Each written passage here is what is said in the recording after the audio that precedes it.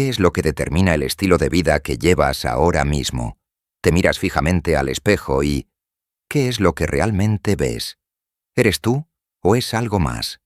¿Una construcción del imaginario o un reflejo condicionado por lo que aprendiste, lo que te exigieron, lo que temiste? ¿Eres tú o una sombra de lo que fuiste, de lo que eres, de lo que serás? ¿Quién eres cuando nadie te está mirando? ¿Quién serías si te despojaras de todo lo que aprendiste a fingir? Tal vez nunca lo has dicho en voz alta, pero en esas noches silenciosas, donde los pensamientos no se callan y la oscuridad parece más lúcida que el día, algo en tu ser ha tenido que susurrártelo al oído, que algo falta, que hay una parte de ti que ni siquiera tú conoces del todo. Llámalo como quieras, el ego, tu conciencia, tu alma. ¿Y si ese vacío que a veces duele no fuera una falla, sino una necesidad? ¿Y si la llamada crisis fuera, en realidad, una invitación?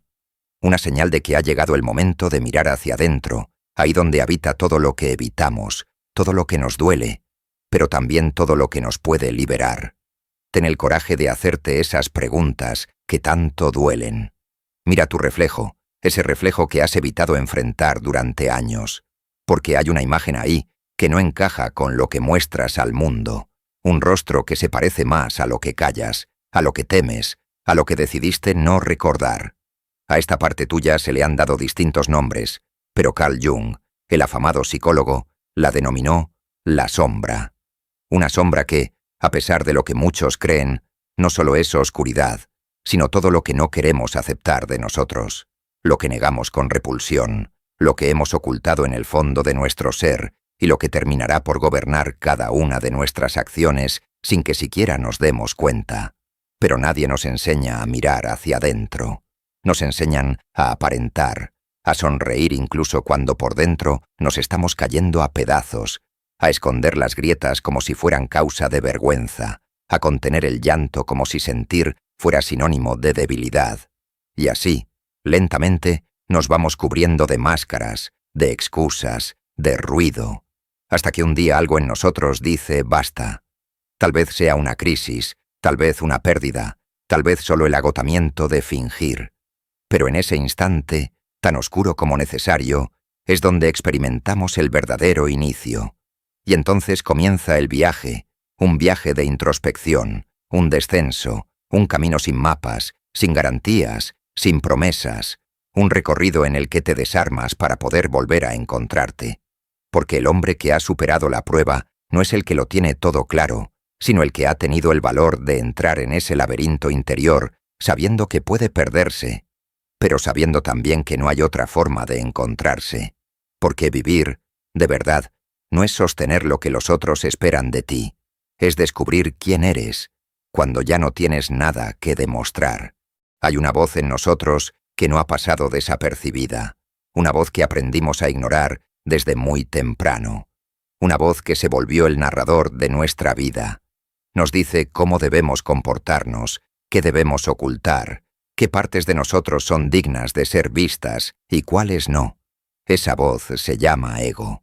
Y no es el enemigo, aunque a veces se disfrace como uno. El ego nació para protegernos, para que pudiéramos sobrevivir en un mundo que no siempre entiende lo que somos. Pero, con el tiempo, esa protección se volvió prisión, y sin darnos cuenta comenzamos a vivir para sostener una versión de nosotros mismos que no siempre nos representa. El ego construye la máscara, y la sombra guarda lo que esa máscara no quiere mostrar. En ese pacto silencioso se nos va la vida. Mostramos fortaleza cuando estamos rotos. Fingimos alegría cuando no nos sentimos felices. Nos volvemos expertos en sobrevivir, pero analfabetos en vivir. Y un día nos miramos al espejo y no sabemos quién es esa persona que nos devuelve la mirada, no porque todo haya cambiado, sino porque la hemos terminado olvidando. La sombra de Jung no es en esencia maldad. Es simplemente aquello que hemos relegado. Nuestro dolor, nuestra rabia, nuestra envidia, nuestros deseos más profundos. Todo lo que el ego consideró peligroso, incorrecto o vergonzoso, lo arrojó allí. Pero lo que no se mira no desaparece. Lo que no se acepta se convierte en ruido, un ruido que nos empuja a actuar sin entender por qué, que nos hace repetir los mismos errores, sabotear los mismos vínculos, herir a los que amamos y alejarnos de lo que nos hace bien. El hombre que busca entenderse a sí mismo y a su vida se da cuenta de esto, en esa noche oscura del alma, donde ya no sirven la máscara ni la sonrisa forzada, en ese silencio incómodo donde el ego se queda sin respuestas, aparece una verdad más profunda. Lo que duele, muchas veces, no es lo que pasó, sino lo que no hemos querido mostrar de nosotros mismos. Y entonces empieza el trabajo real.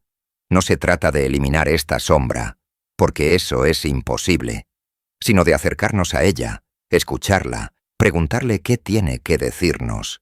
Al principio da miedo, porque estamos acostumbrados a evitar lo incómodo, pero poco a poco uno se da cuenta de que el deseo reprimido no es un monstruo, sino una parte viva de nuestra autenticidad, que la rabia no siempre es destructiva, a veces es solo la voz del alma que ya no tolera la mentira, que incluso la tristeza, que tanto intentamos evitar, puede ser una brújula que nos guía hacia lo que realmente importa. Reconciliarse con la sombra no es fácil. Es sentarse frente a frente con uno mismo y analizar cada uno de nuestros defectos sin excusas, a pesar de la incomodidad, a pesar de todo. Pero cuando eso ocurre, algo cambia. El ego ya no tiene que pelear para sostener la imagen, la sombra ya no necesita gritar para ser escuchada. Se abre un espacio nuevo, un punto de quietud en medio del conflicto. Y desde ahí empieza una transformación silenciosa, pero profunda. No se trata de sanar todo, ni de entenderlo todo. Se trata quizás de dejar de huir, de sentarse en el suelo de uno mismo y decirse con coraje: aquí estoy, con mis virtudes y mis defectos, con todo lo que soy y con todo lo que aún no entiendo de mí. Hay un momento en la vida en el que todo parece deshacerse. No lo anuncia el viento, ni suenan campanas. Simplemente ocurre.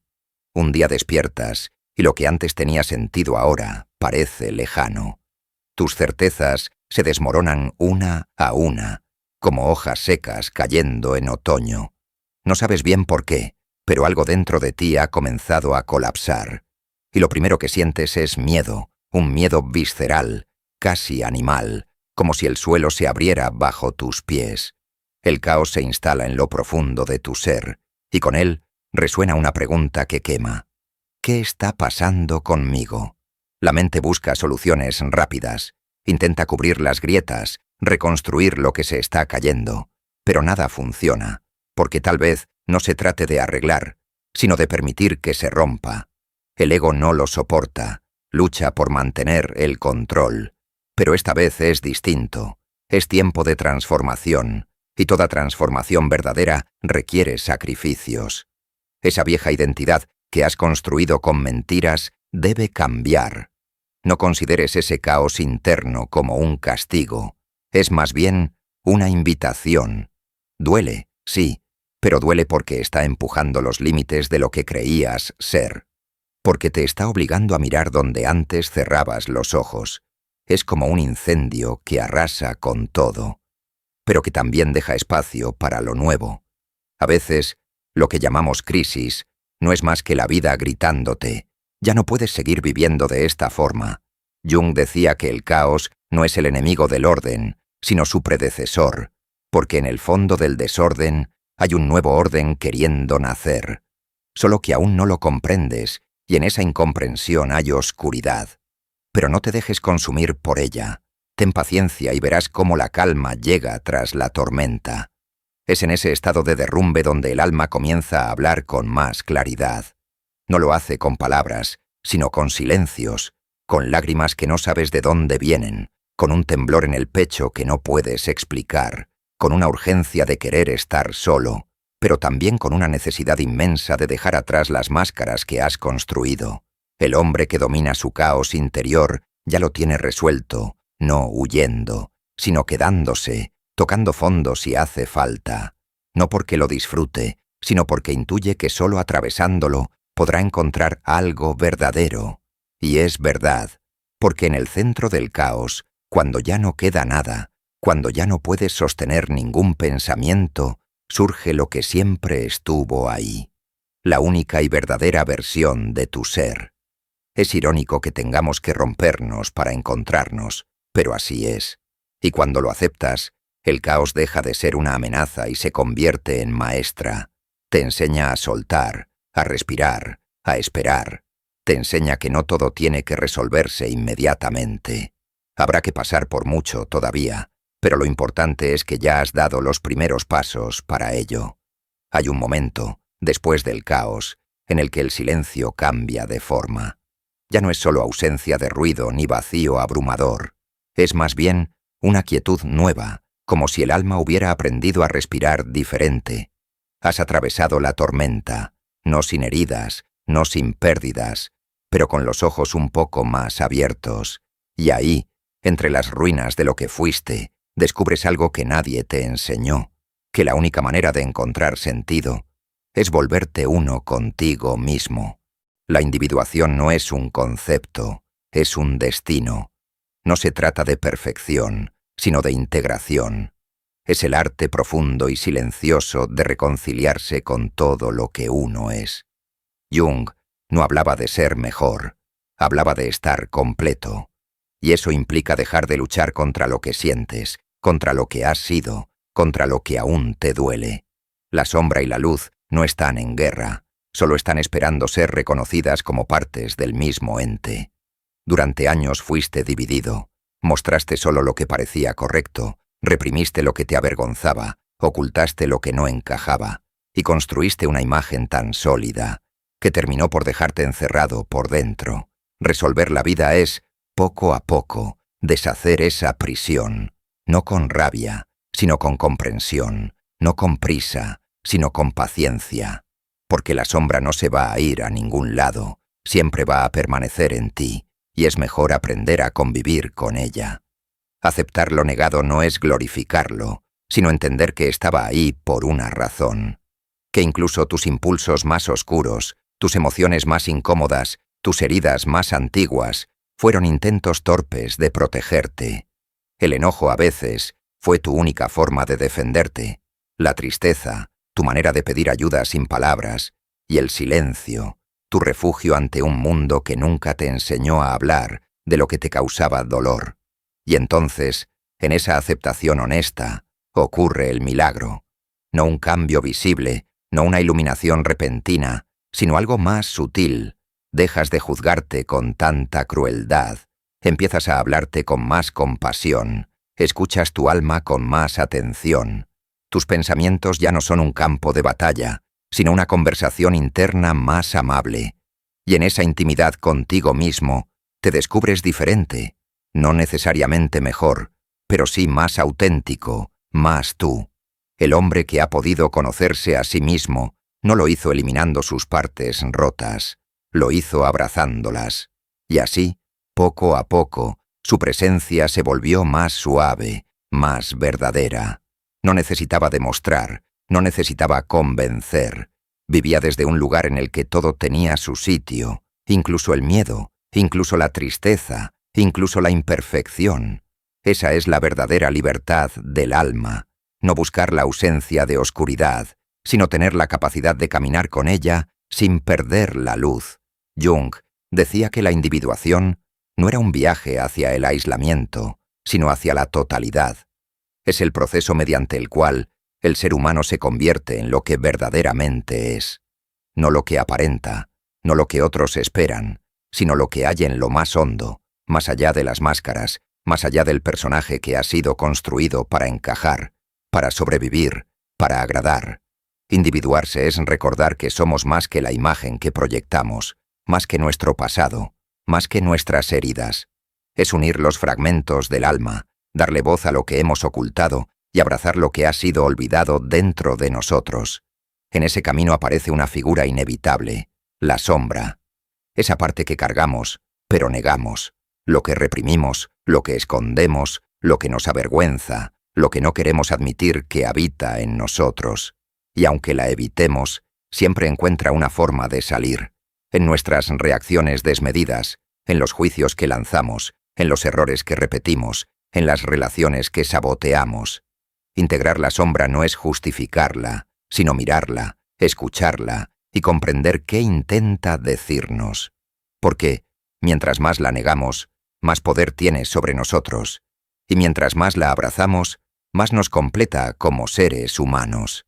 El ego, por su parte, es esa estructura que hemos ido construyendo para movernos por el mundo.